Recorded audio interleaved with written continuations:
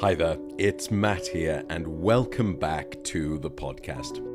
So, this is going to sound strange coming from someone like me, but I'm going to suggest that you drink coffee, because the health benefits associated with coffee are numerous, and many of them are significant.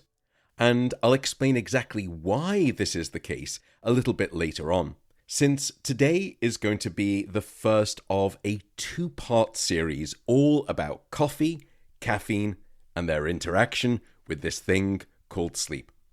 In this first episode, we'll focus on how caffeine works and then how caffeine can impact your sleep at night in several different ways. And then, in the next episode, we'll find out more about exactly why coffee can offer these health benefits despite the harmful impact that caffeine can have upon your sleep. So let's start with exactly how caffeine works.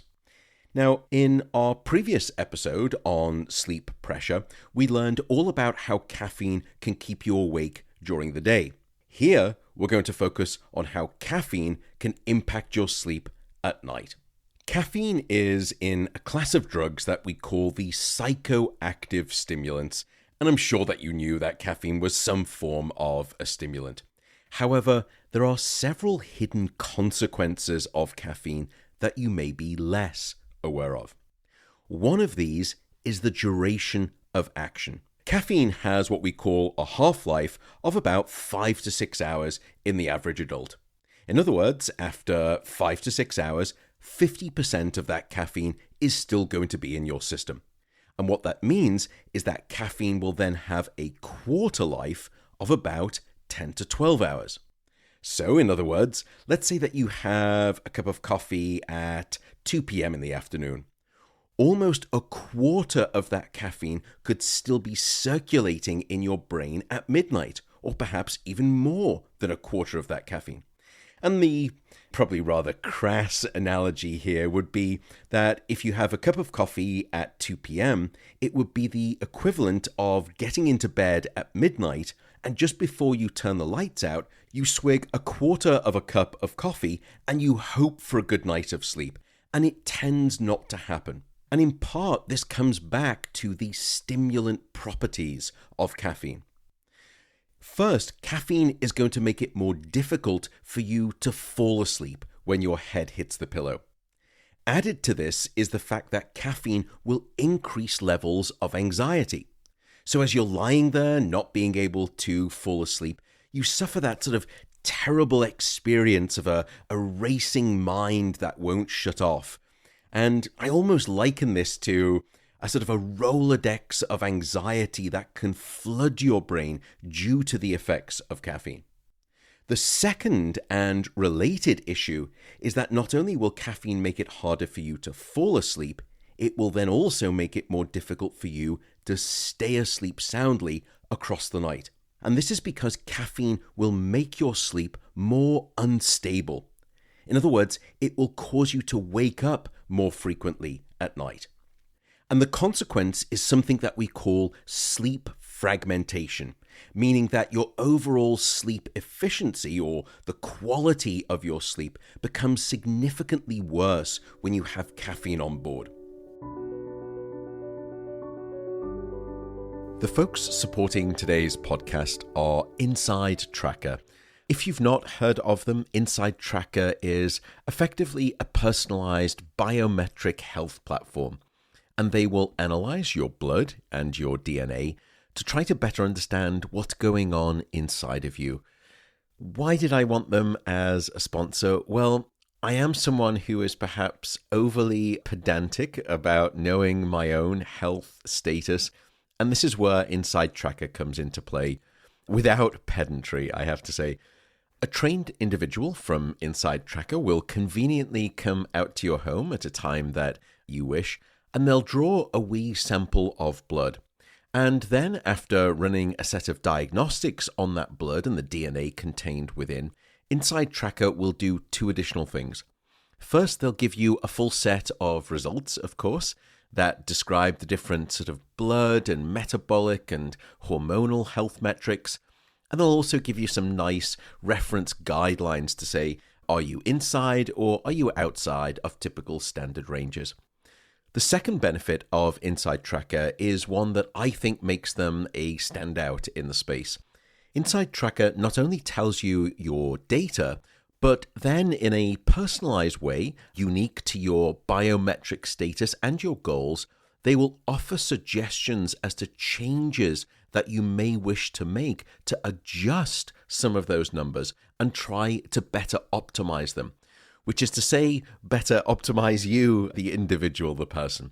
So if you want to try Inside Tracker, just go over to insidetracker.com/Matt Walker, and you'll get 25% off any one of their program offerings. So that's Inside Tracker, insidetracker.com/Matt Walker. And there you can just have a flick through the menu of different offerings that they provide and select the one that feels good to you. And with that, let's get back to the podcast. Now, as a quick aside, some people will tell me, look, I am one of those individuals and I can have an espresso with dinner and I fall asleep and I stay asleep. So no harm, no foul. Well, yes and no. Even if you fall asleep easily and then you stay asleep across the night, caffeine will still decrease the amount of deep sleep that your brain can generate.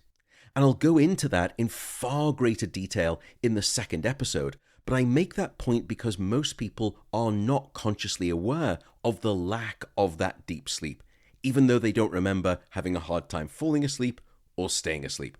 And in fact, why don't I just pause for a second? Let's linger on this common statement that I receive from people about their sensitivity.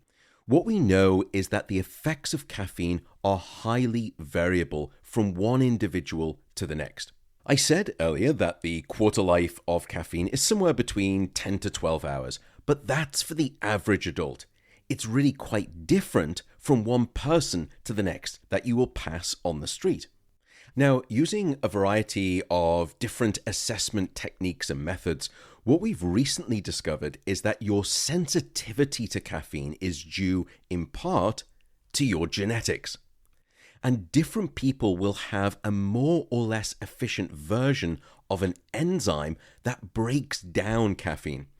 And if you're nerd curious like me, the class of liver compounds that we're talking about here are called cytochrome P450 enzymes.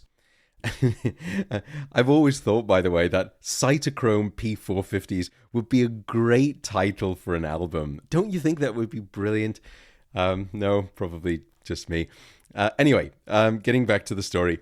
Some people will have a version of that enzyme that allows them to metabolize the caffeine very quickly, whereas other people will have a version of that enzyme or set of enzymes, it turns out, which is much slower in its speed of breakdown of that caffeine.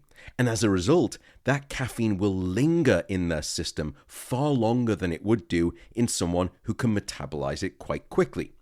And for those people who can't metabolize it and cleanse the system of the caffeine as quickly, those are the people who are highly sensitive to the effects of caffeine. By the way, unfortunately, having run my own genetic screening test, I am one of those slow caffeine metabolizers. It makes me so sad because I adore the smell of freshly ground coffee. I love that ritual. I would say, however, that decaffeinated coffee, if you find the right one, can be almost as extraordinary. But again, I'm telling my story. This is not about me. This is about you in this podcast. If you would like to know, by the way, which caffeine-sensitive type you are, there are several genetic testing kits out there, and I won't name names, that you can easily buy online, and they will often assess those specific set of relative genes. And once again, if you're curious, the two most relevant genes for you to look out for regarding this caffeine sensitivity are called CYP1A2 and AHR. Total alphabet spaghetti, wasn't it? And with that spaghetti thrown against the informational wall of today's episode, I will close it out for today, and I will see you in the second part of this two-part series on caffeine. And there, we're going to address a question that I get asked so much, which is the following. How can a cup of coffee be associated with so many health benefits, despite the damaging impact that you've since told us that caffeine can have upon your sleep? And I'll also describe one of the additional and perhaps most concerning effects of caffeine on your sleep, no matter whether you are a slow or fast metabolizer. But for now, I will simply say good night. Thank you so much for listening, and thanks again to the sponsors for supporting this podcast. Please go over and check out that link that we mentioned. That would be so helpful to me and supporting the podcast. But mostly, thank you again to you for listening, and please tune in to the next episode, this second episode, all about sleep and caffeine. For now, take care, and I'll see you next time.